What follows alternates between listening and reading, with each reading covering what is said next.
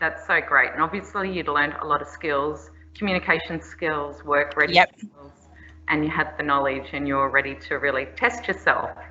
Yep. That's so great. So what's a day in the life for you now that you're working and living in Adelaide? Because I think you're a mum as well. Is I that am right? a mum as well. Yep. I have So two how do little you kids. juggle it all? With difficulty, actually. Yeah, it's really, really tough. I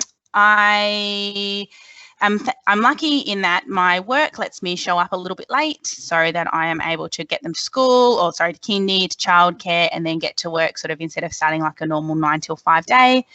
So, research is a bit like that.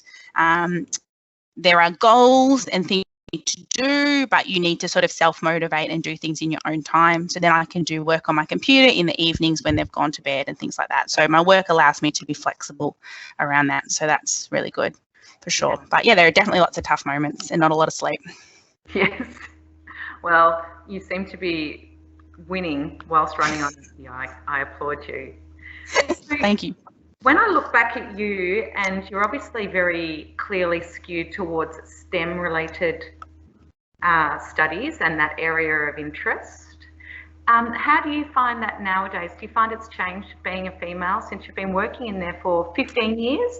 And then obviously you showed a bit of interest a little bit before that. So in the last 15 to 20 years, has STEM changed much? And would you say it's a good place for other women in today's market?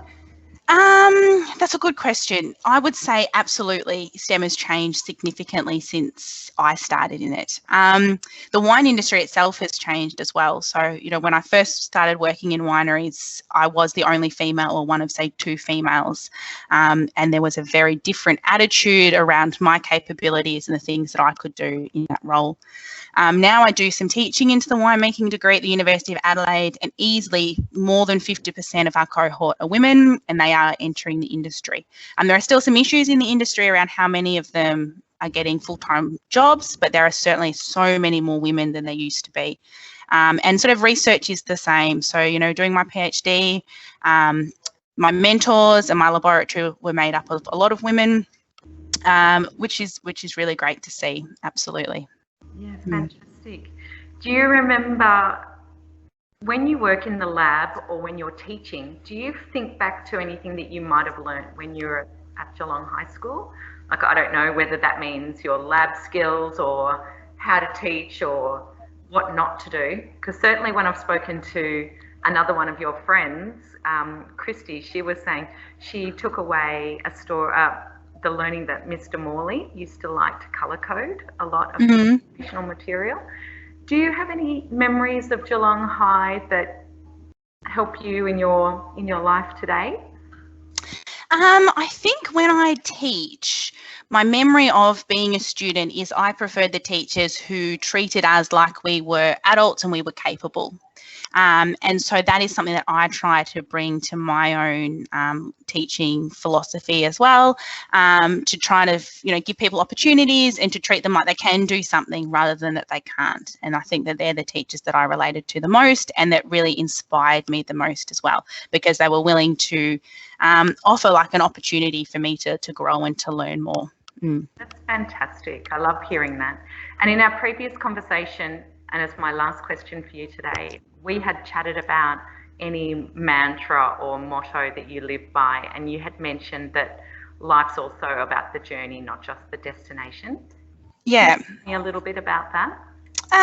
Yeah, I guess for me personally, growing up, going to school, trying to think of like a university degree or what I wanted to do when I grow up, I never really knew. I still don't really know what I want to do when I grow up. And it's okay, that's fine for me. So I've gone back to do further study and I've got a PhD, and that's taken my life slightly differently than the life I started off with when I finished school.